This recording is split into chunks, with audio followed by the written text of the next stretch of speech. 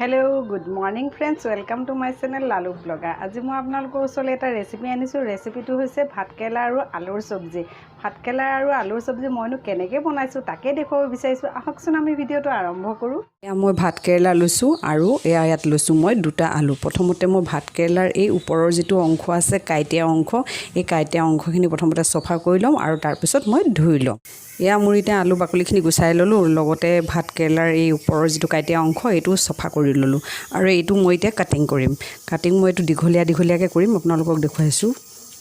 এটো চাই লওক এয়া এটো ষ্টাইলত মই কৰিছো এয়া মই এনেকৈ তিনি পিস কৰিছো আপোনালোকো এনেকৈ কৰি ল'ব আপুনি তিনি পিসও কৰিব পাৰে নতুবা চাৰি পিসকো কৰি ল'ব পাৰে এটো ষ্টাইলত এয়া মোৰ ভাতকেৰেলাখিনিও কাটি ললো লগতে আলুখিনিও ইয়া ৰাউন্ড অকনমান ডাঠকে কাটি লৈছো এতিয়া মই গেছত কেৰাহী বহাই দিছো আৰু কেৰাহীখন গৰম হ'বলৈ দিছো মোৰ এতিয়া কেৰাহী গৰম হৈ গৈছে আৰু ইয়াত মই এতিয়া তেল দিছো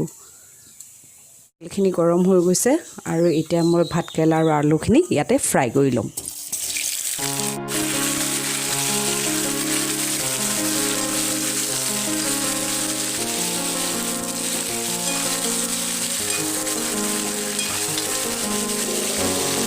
মোৰ ভাতকেৰেলা আৰু আলুখিনি ফ্ৰাই কৰা হৈ গ'ল আৰু এতিয়া মই কাঁহী এখনত উলিয়াই লম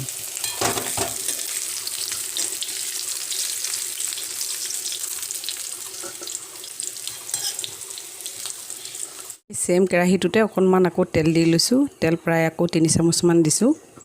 আৰু দি দিছো এতিয়া মই আধা পিচি থোৱা পিয়াজখিনি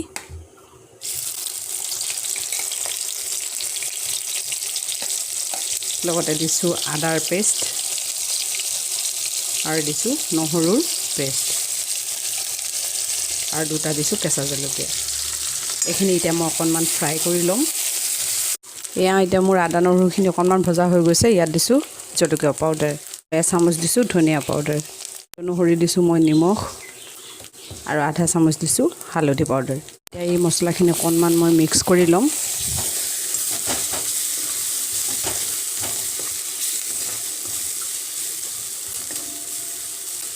আৰু এয়া এতিয়া ভাজি থোৱা ভাতকেৰেলা আৰু আলুখিনি এড কৰি দিছো আৰু এইখিনি আকৌ মই মিক্স কৰি লৈছো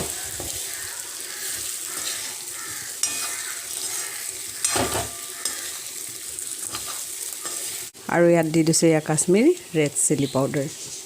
আকৌ এইখিনি মই এতিয়া মিক্স কৰি লৈছো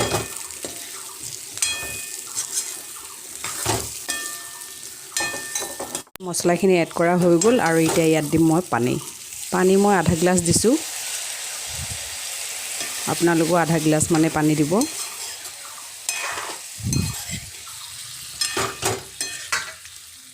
এয়া এইখিনি মই প্ৰায় 5 মিনিট মান সিজাই লম আৰু এতিয়া এখন ঢাকনি লগাই দিম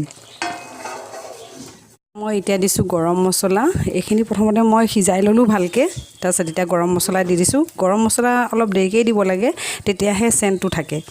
আৰু এতিয়া এইখিনি মই মিক্স কৰি দিম ভাতকেৰেলা সবজি ৰেডি হৈ গ'ল আৰু এতিয়া মই গেছটো অফ কৰি দিছো আৰু এটা বাউলত উলিয়াই লৈছো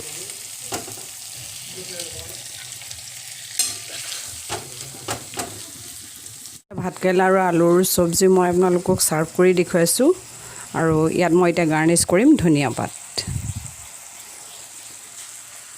আৰু আপোনালোকো এনেকৈ ঘৰতে বনাই খাই চাব আৰু যদি মোৰ ভিডিওটো ভাল লাগিছে তেনে হলে লাইক কমেন্ট প্লাস সাবস্ক্ৰাইব কৰিবলৈ নাপাহৰিব